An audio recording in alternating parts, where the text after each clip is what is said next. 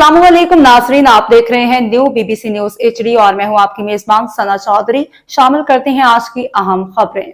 संजोरू report Munawar Ali Panhwar. Sanjhoro Shah Latif Art and Welfare Society Sanjhoro की जानिब से सिंधी सकाफत के हवाले से स्टेज ड्रामा डबल सवारी पर पाबंदी आयद कर दी गई है।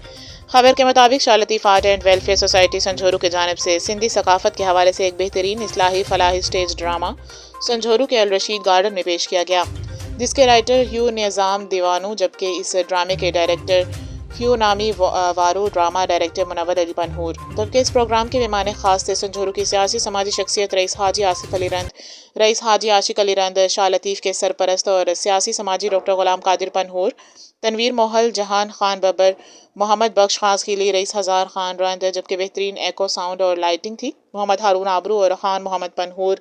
जबकि इस ड्रामे की कास्ट में सिंध के नामी वारू आर्टिस्ट असलम शाद, रियाज राजू, किशोर जबी, अकबर मला, फन्नू लाखू, गफ़ार लाखू, खान मोहम्मद, अयाज अली शेर और ईशू रंद कास्ट में शामिल थे।